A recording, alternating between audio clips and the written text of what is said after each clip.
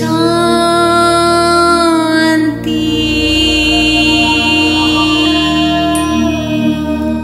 ఓం శాంతి. అందరికీ నమస్కారం. ఈ చరిత్రను తెలుసుకునే ముందు ఒక చిన్న విషయం. ఇది సంపూర్ణ ఆత్మజ్ఞానం, ఆత్మ పరమాత్మల కథ. దేవీ దేవతలంటే అందరికీ తెలుసు. కానీ వారు ఏ విధంగా దేవతలయ్యారు, వారినెవరు అలా తయారు చేశారు అనేది చాలామందికి తెలియదు.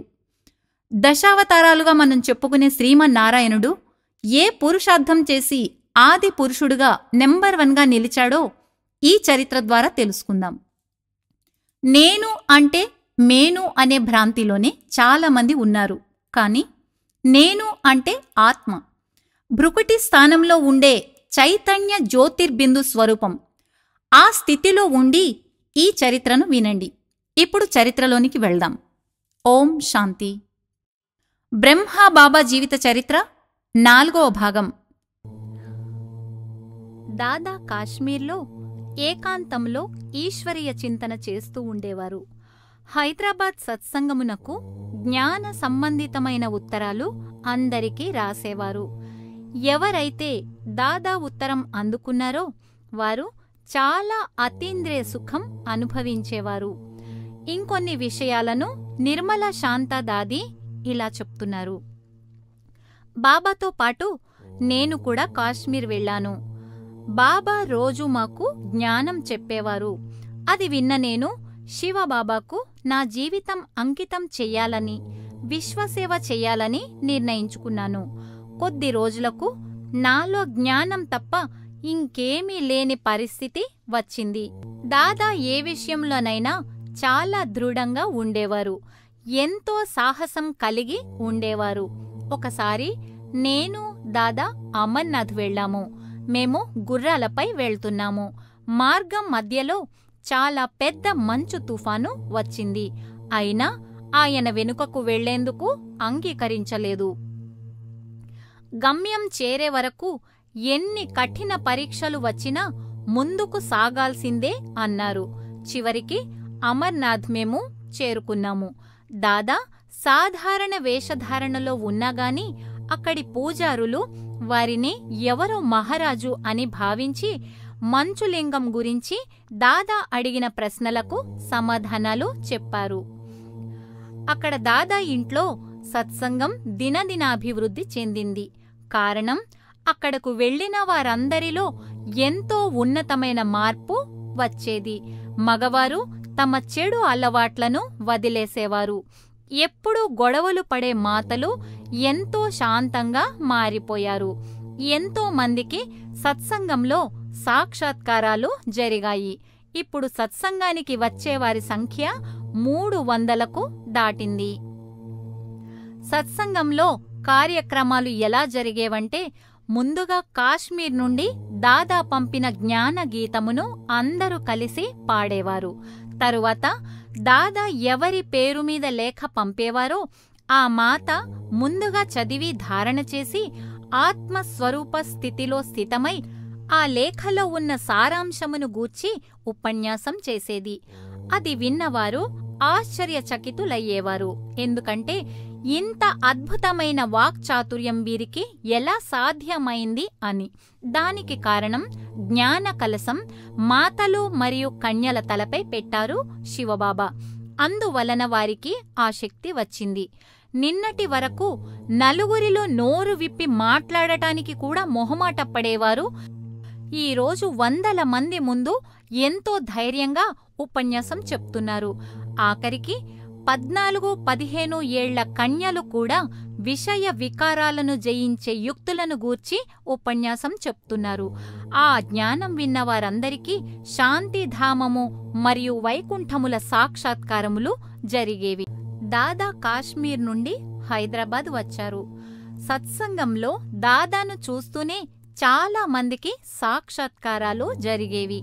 దాదా గురించి, ఓం మండలి గురించి తెలియని వారికి కూడా వారి ఇంటి వద్ద ఈ విధంగా సాక్షాత్కారాలు జరిగేవి. దాదా రూపములో పరమాత్మ వారికి, నేను ఫలానా చోట ఈశ్వరీయ జ్ఞానమును ఇస్తున్నాను, మీరు అక్కడకు రావాలి అని చెప్పేవారు. వారందరూ దాదా వద్దకు వచ్చి, మిమ్మల్ని మేము సాక్షాత్కారములో చూశాము, మీరు పిలిచారని వచ్చాము అని చెప్పేవారు. దాదా తనలో తాను, నా ద్వారా పరమపిత శివ పరమాత్మ విశ్వకార్యమును చేయిస్తున్నారని, మాతలను ముందుంచి విశేషంగా విశ్వకార్యం చేయాలని అనుకున్నారు. దాదాను చూడగానే చాలా మందికి మనసులో పితృభావం ఉప్పొంగిపోయేది. మరికొందరికి దాదాలో శ్రీకృష్ణుని దర్శనం అయ్యేది.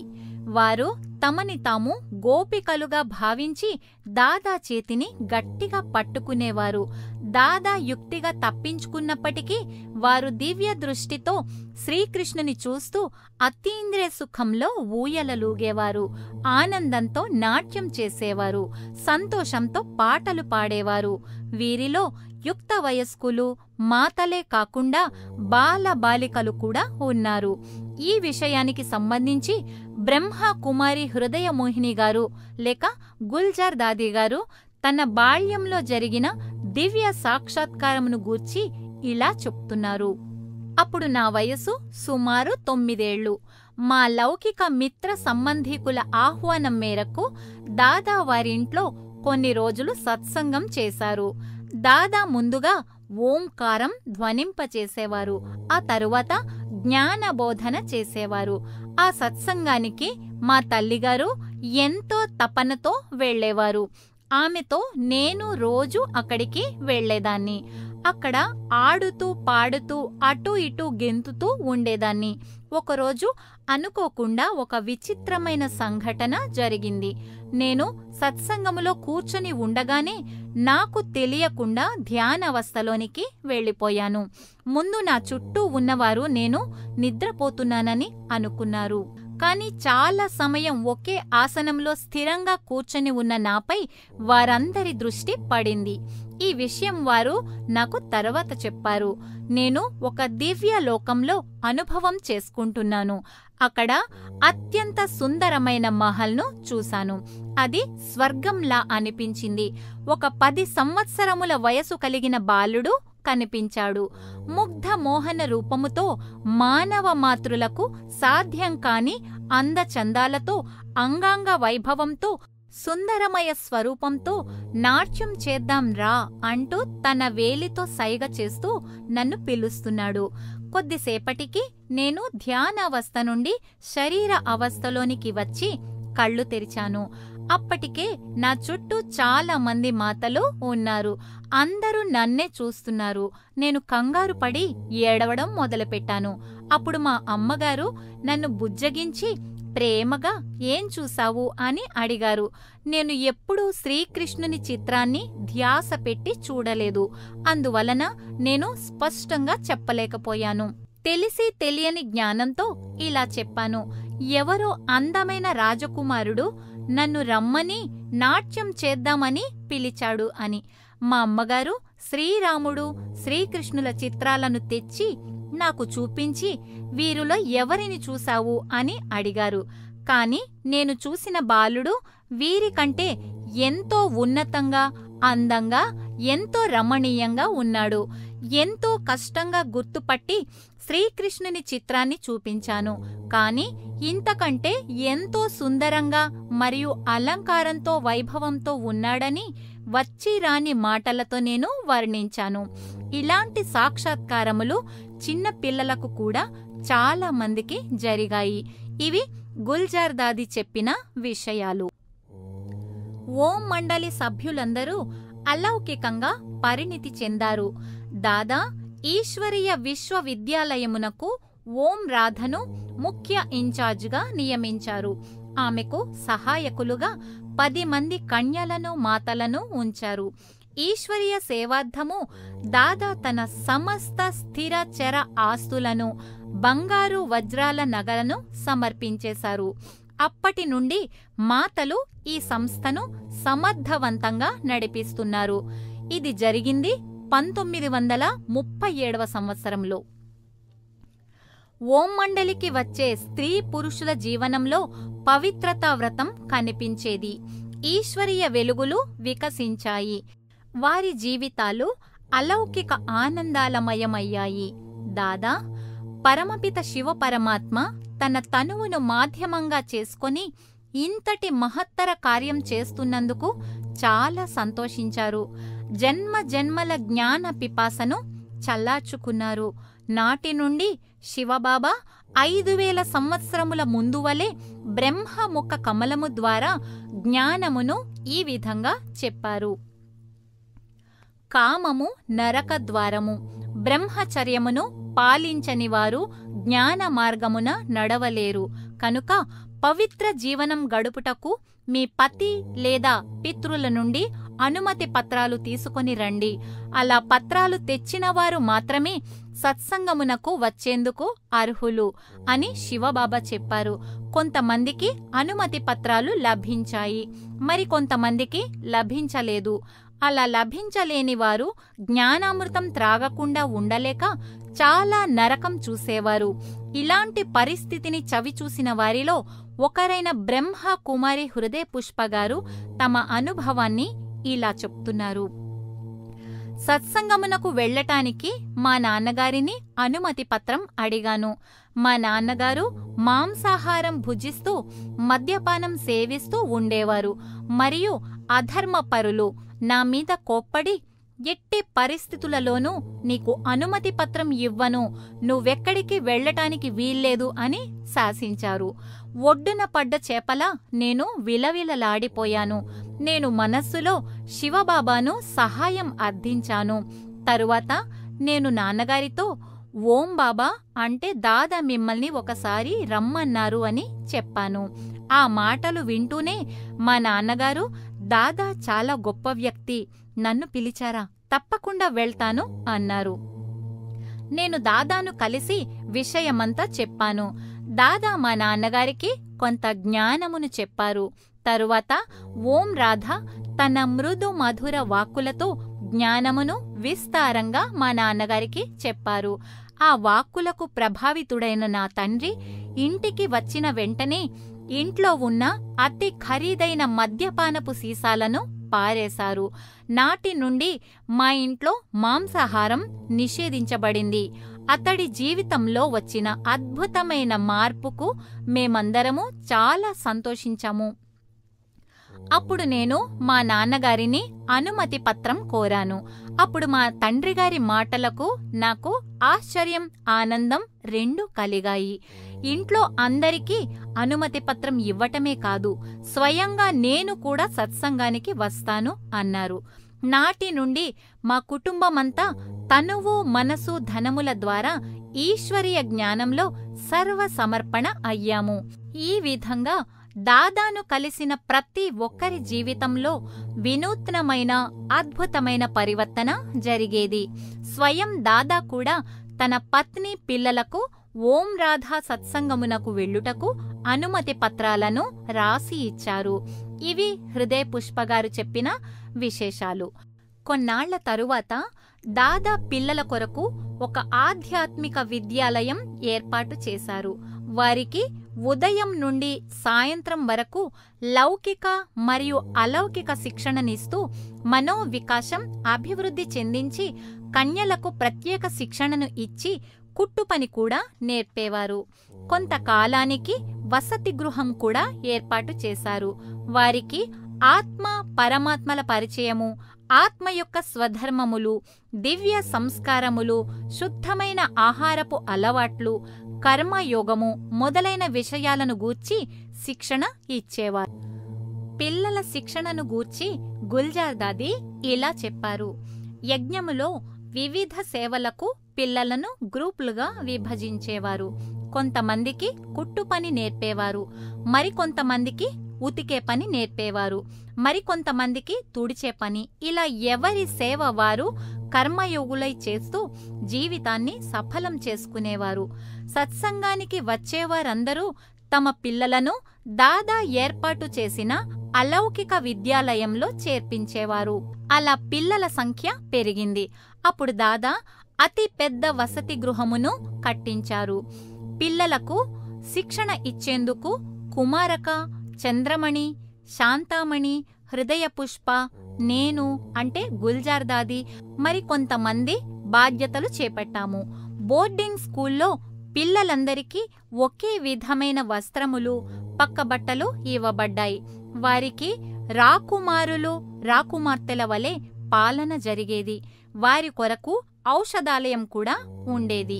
6 ఏళ్ల నుండి 10 ఏళ్ల పిల్లలకు ఒక తరగతి, 11 నుండి 14 ఏళ్ల పిల్లలకు వేరే తరగతి. ఇందులో కన్యలకు ప్రత్యేక శిక్షణ ఉండేది. పిల్లల దినచర్య ఇలా ఉండేది. ఉదయం 5 గంటలకు షికారు, శారీరక వ్యాయామం, తరువాత మెడిటేషన్. 6:30కు వసతి గృహానికి చేరుకునేవారు.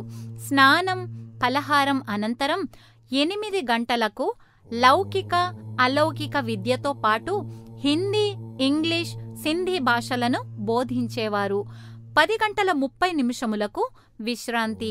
మరలా 11 నుండి 1 గంట వరకు క్లాసులు, తరువాత భోజనం, తరువాత విశ్రాంతి. 3 గంటలకు ఆధ్యాత్మిక విషయాలను గూర్చి చర్చా కార్యక్రమం మరియు పాటలు కూడా నేర్పేవారు. 5 గంటలకు పాలు ఇచ్చేవారు. 6 గంటలకు షికారు. 7:30కు వసతి గృహానికి చేరుకొని భోజనం చేసిన తరువాత 9:30కు ఉన్నత జీవన విధానం కొరకు శిక్షణ ఇచ్చేవారు. పడుకునే ముందు నిదురించు రాకుమారి నిదురించు అను పాటను వింటూ వారు ఆత్మస్వరూపంలో నిద్రపోయేవారు. తిరిగి తెల్లవారుఝామున 4:30కు మేల్కొనుము మోహన ప్రియులు మేల్కొనండి అన్న గీతంతో పిల్లలు లేచేవారు. ప్రతిరోజు లాస్ట్ పీరియడ్లో ఓంకారం ధ్వనింపచేస్తూ పిల్లలందరినీ శాంతి సమాధి స్థితిలో కూర్చోపెట్టేవారు.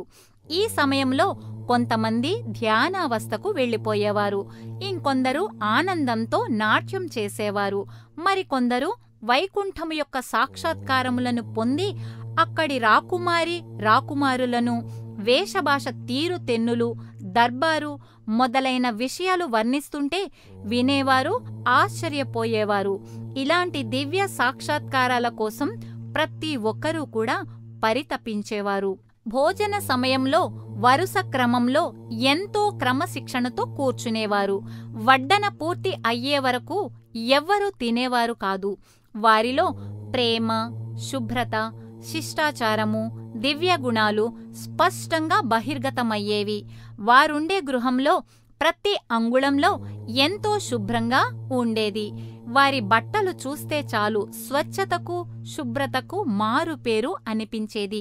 సాయంత్రం పిల్లలతో దాగుడు మూతలు, పరుగు పందేలు, కుర్చీల ఆట మొదలైనవన్నీ ఆడించేవారు. పిల్లలందరూ తెల్లని యూనిఫామ్ ధరించటం వలన దేహభ్రాంతి లేక ఆత్మాభిమానంలో ఉండేవారు. ఈ శక్తిసేన సముద్ర తీరంలో బారులు తీరి నిలుచుంటే చూచేవారికి ఎంతో ముచ్చటగా అనిపించేది. అక్కడ డ్రిల్ చేయించి మరలా ఇసుక తిన్నెలపై శాంతి సమాధి స్థితిలో కూర్చోపెట్టి మరలా వసతి గృహానికి తీసుకువచ్చేవారు. దాదా పిల్లలకు సంబంధించి ప్రతి విషయంలోనూ చాలా శ్రద్ధ వహించేవారు. ఈ బాలబాలికల ఈశ్వరీయ విశ్వవిద్యాలయం అతి త్వరలో పేరు ప్రఖ్యాతులు పొందింది. ఇచట శిక్షణ సదుపాయాలు ఎంతో ఉన్నతంగా ఉన్నాయని విన్న కొంతమంది ఉన్నత విద్యాలయాల ఉపాధ్యాయులు, ప్రధానోపాధ్యాయులు అకస్మాత్తుగా వచ్చి పరిశీలించేవారు.